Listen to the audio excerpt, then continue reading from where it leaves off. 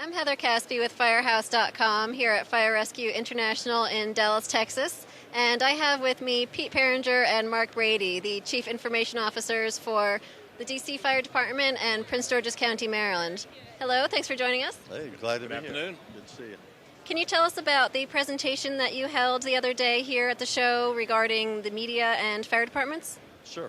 We, Mark and I and several other people actually have a program where we talk about the new media, really the socialization of the media and how important it is for emergency responders. And, we had a great class. It was a couple hours long, really good participation. And I think most people walked away with something that based on the feedback we got.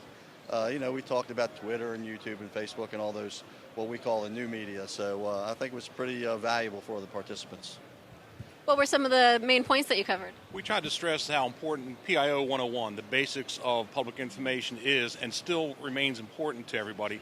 But now you have to transition into PIO 2.0, which is the social networking, your Twitters, your Facebooks, and to be able to take advantage of those mediums out there to be able to expand your message.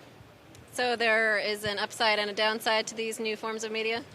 Well, we had all people representing all different sizes of departments, and I think a lot of folks were really apprehensive at first. We went around and introduced everybody and talked about, what they expected to get from us, and some people were not believers. And, Mark and I were able, I think, to present a way that, hey, you don't need a big staff. I mean, this is stuff that's pretty easy to do. And I think by the time everybody walked out of there, they really had some things that they really could apply to their departments. And we really gave them all kinds of different ideas and platforms and things. And I think Prince George's County really is the standard bearer on the East Coast. LAFD is a standard bearer on the West Coast, and everybody else is kind of in between. So I think there's a lot that hopefully we demonstrated how easy it is to do some of these things, and how you can really do it at little or no cost. Is there any particular piece of information you can pull out just to share with our viewers here who couldn't be at the presentation? And again, there's several different mediums out there that we use to not only get the message to our local media, which is always important to do, but also to the masses outside of the National Capital Region. I mean, there are people interested in following Prince George's County or the District of Columbia Fire Department, and we want to give them that opportunity to do it by using this social networking, which, again, does have its upside and its downside. Is you have to deal with the negative media. Reputation management is extremely important within our services. We have to make sure we're protected. So we have to stay up to speed with checking on forums on a daily basis, making sure someone's not putting out something that's not necessarily true or that we need to respond to. Okay, well, thank you so much for your time here. We appreciate it, and good seeing you both. Thanks. Always a pleasure. I'm Heather Caspi with Firehouse.com here at Fire Rescue International in Dallas, Texas, and I'm speaking with Chief Mark Herendeen of the City of Morrow Fire Department in Georgia, who just presented on creating revenue in a tough economy. Yes. Can you please give our listeners a summary of the presentation and what you hope that some of them can take away from your discussion today? Well, what we're trying to really do is drive the point home that it doesn't matter how big or how small your fire department is, there's always an opportunity to create revenue. And it could be as simple as fire lane violations, false alarm fees, to what we do is non-emergency transport ambulance division, which we actually create quite a bit of revenue. Our total revenue bottom line will probably be as close to $1 million this year.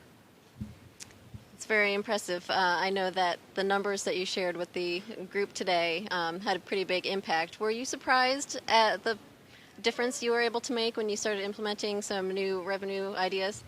Well, basically, before we started a non-emergency transport ambulance, and I must say that we at least cleared up, we do transport 911 calls, so we already had the ambulance license fees and licensing what opportunities. So from going to $0 to net profit over $300,000 after the first 13 months, that's quite impressive. Do you want to run through a couple of the particular suggestions that you think departments can look at to come up with some ideas for themselves to create additional revenue? Well, like I said before, simple things is just fire lane violations, inspection fees, false alarm fees. You're not going to get rich over it, but you're going to contribute to the bottom line. There's all kinds of opportunities today to bring money into fire departments, into your city governments, or whatever kind of government you have. Basically, if you bring in $5,000 this year and you brought in zero last year, you're up. Like I said before, it doesn't matter how big or small.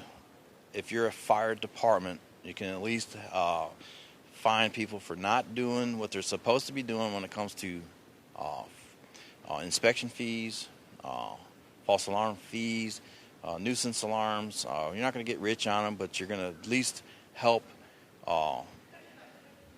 curb the false alarms. You can go from, like what we did, 303 false alarms in 1 year to 197. And if you look at it, you're actually saving money. You're saving manpower, you're saving wear and tear in your vehicle, you're saving fuel costs, and whatever everything it costs that's associated with false alarm fees. And that's just one good example. Be creative, think outside the box. There's several opportunities to create revenue. That's the key. Let's keep our people in our stations. Let's stop laying people off. Come up with some ideas for your city governments.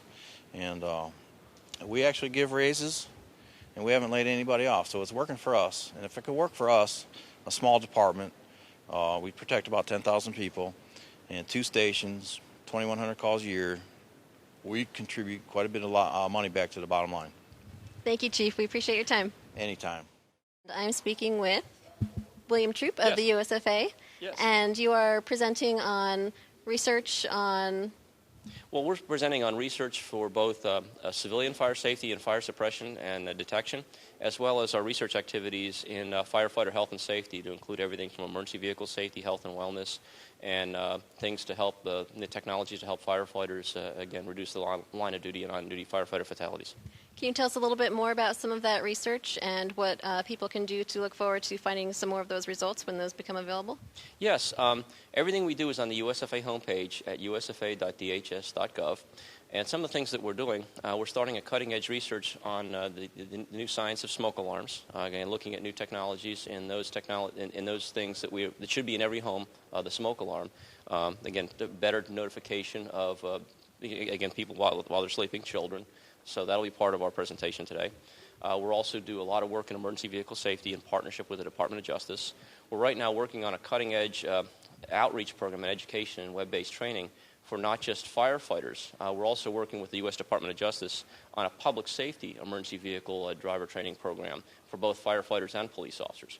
And we just recently released a study on emergency vehicle visibility and conspicuity. So that's just some of the things we're doing, Heather. Okay, and what are your particular goals with the presentation today? Oh, to tell those in the audience the great things the USFA is doing to both save the lives of firefighters and those we protect. Thank you so much. We appreciate it. Hey, good morning.